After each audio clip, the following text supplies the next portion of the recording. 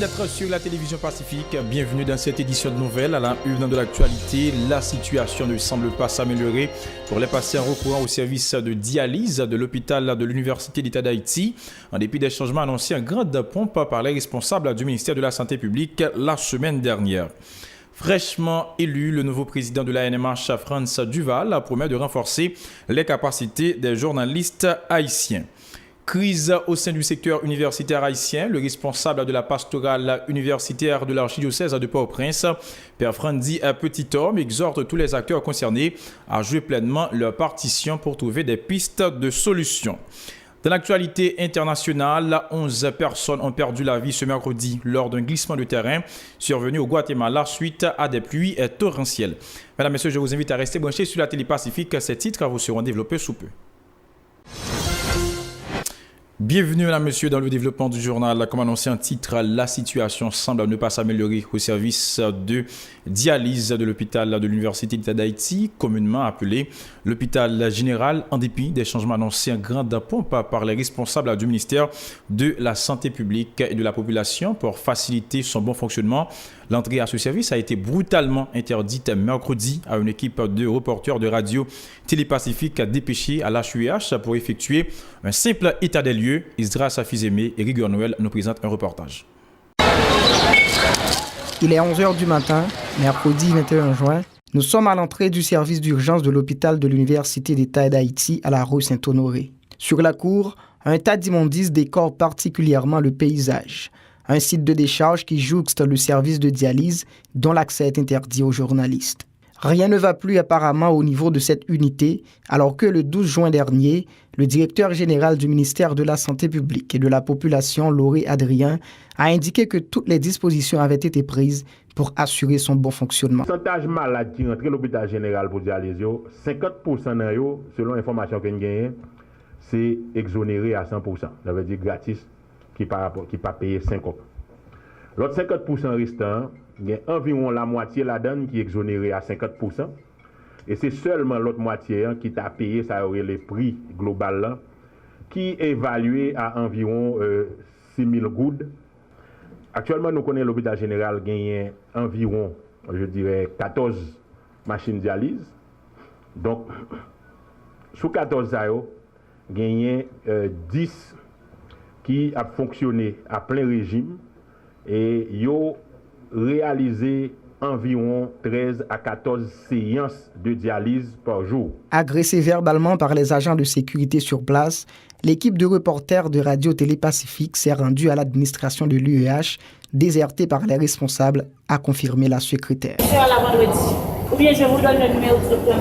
Selon le ministre de la Santé publique et de la Population et son directeur général, les patients qui fréquentent le plus grand centre hospitalier public du pays n'avaient pas à s'inquiéter pour bénéficier des services de dialyse. Selon ses responsables, environ 50% des frais pourraient être réclamés de certains malades, tandis que la gratuité des services est réservée à d'autres patients, sans toutefois préciser les critères de sélection. L'accès à l'unité de dialyse nous ayant été refusé, il nous a été impossible d'établir la véracité ou non de ces déclarations. Autre nouvelle, la commission Justice, Sécurité et Défense nationale du Sénat haïtien a rencontré au palais législatif mercredi les 33 candidats en lice pour combler le seul poste de protecteur du citoyen dans l'objectif de faire une mise au point sur l'avancement du processus de recrutement. S'exprimant en marge de cette rencontre, le président de la commission, Jean-Ronel Senatus, a indiqué qu'après analyse des dossiers, les prétendants répondent aux différents critères imposés par la loi haïtienne. Pour la deuxième phase, le Sénat débutera le 28 juin prochain une enquête de proximité concernant ces candidats et les 66 autres en concurrence pour occuper les 6 postes vacants à la Cour de cassation. Jean-Ronel Senatus. Il y a 33 citoyens qui décident pour y aller remplir la fonction. Nous avons rencontré avec eux pour nous faire une mise au point fin pour eux, pour nous permettre de connaître la procédure qui est liée et la procédure nous commençons déjà. C'était l'analyse des dossiers des candidats au cas par cas qui fait déjà. Nous avons 33 candidats, tous les dossiers sont retenus parce que légalement, ils remplissent les critères, ils répondent à condition de la loi posée pour être capable de venir protecteur citoyen. Mais maintenant, je connais choix protecteur citoyen, son choix qui fait suivant article 10 loi qui organisé office là par deux présidents, président Sénat et Chambre députés, en consultation ou par consensus avec le président de la République là. C'est un choix qui est purement politique. Nous sommes obligés de relayer au niveau commission pour mettre au chita pour nous faire qu'on ait obligation pour faire campagne. Processus là, nous en phase 2 qui c'est question enquête de proximité. Nous tout annoncé pour la Cour de cassation tout. Puisque Cour de cassation et OPC, c'est deux dossiers qui sont en cours d'examen en dans la commission que m'a dirigée, nous prenons pour nos partis dans sa enquête de proximité sur chaque candidat. Quitte dans OPC, quitte dans la Cour de cassation. Maintenant, nous prenons enquête nos partis d'ici le 28 juin pour aller mener enquête ça. Après on vient à enquête, nous allons passer dans la phase audition au cas par cas des candidats. L'un des candidats au poste de protecteur du citoyen, le défenseur des droits humains Antonal Mortimi, a expliqué que, hormis l'aspect politique qui est important dans le cadre de ce processus, il est confiant de sortir gagnant parmi ses 32 concurrents. M. Mortimi dit n'avoir aucun souci par rapport à l'enquête de proximité annoncée par le Sénat haïtien en vue de s'informer sur le mode de fonctionnement des candidats. Antonal Mortimi se confie à Eden Vernal et Francineus. Comme nous connaissons depuis le 6 mars 2017, suite à appel président Sénat, nous-mêmes nous avons déposé dossier nous comme candidat pour poste protecteur du citoyen, que nous estimons que nous répondons avec critères constitution définis et loi 2012 qui a organisé au PC tout défini et nous gagnons compétences et qualifications requises et pour avoir été militant des droits humains pendant plus de 15 ans. Donc jeudi, nous avons une invitation du président de la commission justice et sécurité Sénat République, honorable sénateur Jean-Renel Senatis.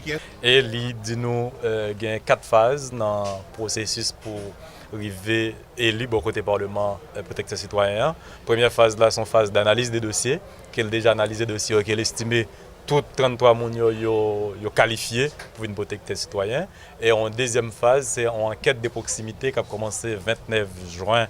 Arrivé 15 juillet et là on va aller la chaque monde bien bon côté travail pour qu'on ait soit aspect politique là bon premier bagage c'est que même les processus dans politique même quoi tout grand sénateur vice-président Sénat qui soulignait aspect éthique ouais sous base ça moi très confiant à côté des aspects politiques là sénateur a mettre aspect éthique là pour chercher monde qui compétent qui connaît bureau un monde qui connaît question de monde qui est capable de permettre au PC jouer rôle dit protecteur citoyen mais tout l'autre monde qui est victime de violation de droits monde qui est dans le gouvernement et dans l'autre branche l'État pas oublier au PC sont institutions qui est indépendant même les processus pour venir là dans le politique mais nous espérons bon sens sénateur à permettre de comprendre.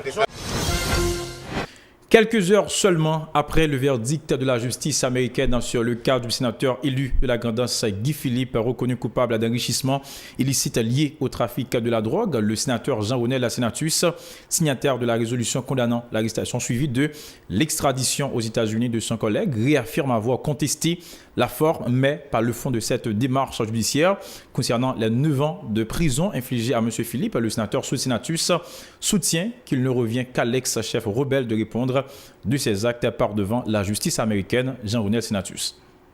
Jean-Renel Senatus, si je jodi pour me voter en résolution qui dit à tous les amis étrangers pour respecter la loi dans le pays d'Haïti, m'a voté encore. Attendez bien, pour monsieur qui vient là, vient le président Jovenel, qui est vice-président des États-Unis d'Amérique. Monsieur qui vient là, les modèles pour le faire haïtien Claude, qui a un problème TPS, là, qui a une résidence permanente, il dit les autorités américaines sont là pour appliquer les lois de leur pays. C'est une chose qui a fini avec nous en Haïti, parce que assez souvent, soit pour des intérêts mesquins qui t'a lié avec soit manger nous, soit visa nous, soit bien-être nous mettons pour violer la loi pays nous. Je dis à l'important pour tout le monde connaît, Senatus doit respecter la loi. Même gens ou même comme journaliste, ou doit respecter la loi. C'est pas de respecter la loi, au moins on a des pays avancés. Maintenant, sous question monsieur Guy Philippe qui est condamné, je ne peux pas content d'informations officiellement, mais non dimni. Si on a 9 ans, il a fait concerner. C'est lui qui a le fou et qui fait le prendre 9 ans. Tu vas te connaître moi, tu vas te connaître seulement. Seulement tu es élu. Et ils sont haïtiens que le pays. Si nous allons sur Facebook, garder les réseaux sociaux, décision, moi-même, position de me prendre. On dit, il s'agit d'un haïtien, il a été malmené. Je te dis, moi-même, je ne suis pas d'accord. Et je dis encore, je ne suis pas d'accord. Maintenant, lui-même, il a le fou et même le diable, papa diable, a fait le rivel, c'est l'affaire concernée. Dossier société, le nouveau comité directeur de l'Association nationale des médias haïtiens, ANMH, s'est présenté à la presse ce mercredi. L'occasion pour son nouveau président, le directeur de Radio Magique 9, Franz Duval, de féliciter les membres de l'ANMH pour tout le travail accompli durant leurs 16 années d'existence, période marquée par des progrès significatifs dans le paysage médiatique haïtien et pour la liberté d'expression, souligne l'éditorialiste. M. Duval a en outre promis de travailler en vue de permettre aux journalistes de bénéficier de formations de partenaires locaux et étrangers. Franz Duval répond à Amo Zachoulot. ANMH, c'est une association dirigée par un comité, un conseil d'administration. Et ce conseil d'administration, ça, qui est formalisé, électionné, je dis, le conseil d'administration, il y a 9 personnes là-dedans. Moi-même, Franz Duval, moi, c'est président. Robert Denis, Bobby Denis, de Canal Plus, c'est vice-président. Liliane Pierre-Paul, de Radio-Télé Kiskéa, c'est secrétaire. Aonze Bellevue de Radio-Télé Galaxie, trésorier. Et puis comme membre, nous avons Marc Chauvette, le nouvelliste, Richard Widmayer, Radio Métropole, et Erold Jean-François, ancien président de Radio Ibo, Monsieur Jacques Sampeur, qui est membre, Chamengol Clairville, de Radio Flamax, son nouveau membre qui est entré dans le conseil d'administration. Rapidement, parlez-nous de l'importance structure ça dans le paysage médiatique haïtien, Franz Duval. Bon, il y a 2 associations de médias dans le paysage là. ANMH avec AMI, ANMH là depuis 2001. ANMH a bataille pour que la liberté d'expression respectée dans le pays et a bataille pour défendre et tout ça concerné même association. ANMH là pour le faire paysage médiatique là avancé, j'aime te dire tout à l'heure, mais particulièrement du point de vue de monde qui dirige médias ou bien qui propriétaire de médias, association de journalistes eux-mêmes de la bataille pour partie journaliste qui dans les médias, dans partie travailleurs de la presse. Chaque monde a fait travail par eux, mais en réalité c'est le même travail qu'on a fait. Et une n'a que m'annoncer que le conseil a pris la tête comme mission pour 2 années qui venir là, c'est recommencer avec ces services de formation qui te gagnent à ANMH, que ces formations internationales avec des partenaires étrangers qui viennent cours ici, que c'est avec des partenaires locaux, c'est recommencer avec formation journalistique parce que dans les médias, c'est journalistique. La pastorale universitaire de l'archidiocèse de Port-au-Prince organise le 24 et 25 juin en cours à l'auditorium de l'UNA à Delma un symposium autour du thème « Les enjeux des réseaux sociaux pour la jeunesse haïtienne ». Le directeur de cette structure, Père Frandy Petit-Homme, estime que cette initiative permettra aux jeunes de dégager des réflexions autour de cette problématique et faire un usage beaucoup plus rationnel de cet outil d'information et de communication. Des psychologues responsables de médias et professeurs interviendront en cette activité, informe Père Frandy Petit-Homme. Pastoral universitaire, dans souci pour toujours être présent pour jeunes et intervenu chaque fois que c'est nécessaire. Nous avons organisé un symposium les 24 et 25 juin autour du thème Enjeux des réseaux sociaux pour la jeunesse haïtienne. Le symposium ça il a fait dans l'auditorium ONA qui est en face d'Elma 17 de 8h du matin à 4h de l'après-midi pendant 2 jours, 24 et 25. La prévenu environ 500 jeunes qui ont sorti presque tous côtés dans le pays, surtout des responsables d'associations. Le pourquoi, c'est pour permettre aux jeunes de faire des réflexions plus approfondies sur les problèmes réseaux sociaux. Nous disons enjeu, c'est parce que nous pensons que les réseaux sociaux ont gagné pour premier objectif pour aider les jeunes à avancer plus rapidement dans la recherche, pour être capable de communiquer sainement de manière plus facile et pour être capable, si possible, épanouir à partir de découvertes. Mais nous remarquons qu'en pile fois, les réseaux sociaux sont mal utilisés et jeunes nan li détruit tête li à partir de réseau sans que les parents n'y compte. Tout ça vient montrer nous nécessité pour que nous rassemblions les jeunes ça yo, nous rassemblons un pile spécialistes pour aider à réfléchir pour capable gagner une plus bonne utilisation de réseaux sociaux yo. Environ 12 spécialistes pour réunir avec jeunes yo pour capable réfléchir et avec eux aider eux pour que désormais jeunes nan li capable mieux utiliser les réseaux sociaux. Par ailleurs, Pierre Frandi Petit Homme exhorte tous les acteurs concernés à trouver des pistes de solutions durables à la crise que connaît la communauté universitaire depuis bien des lustres. Il a insisté sur la nécessité pour les acteurs religieux, les représentants de la société civile, ceux de l'exécutif et du Parlement de jouer pleinement leur partition dans le cadre de la résolution de la crise qui secoue les universités du pays, notamment celle de l'État. Pierre Frandi Petit Homme. Moi qui viens grand cadre là qui responsable institution yo faut voir comment pour que institution ça yo t'es capable joindre une méthode pour réunir ensemble avec tout responsable université ancien monde qui était occupé une grande fonction dans l'université vinn chita ensemble pour ta chercher qui moyen qui façon dans une grande conférence ou bien une assise pour nous ta chercher solution ensemble. Donc nous redit tout étudiant sortir dans la rue, craser, briser, il ne peut pas résoudre le problème. Nous connaissons ça déjà. Nous voulons dire tout le monde qui est responsable d'une faculté, énervé au passé avec une machine sur étudiant ou connaît qu'il ne peut pas résoudre rien. C'est plus envenimé, la pas envenimé.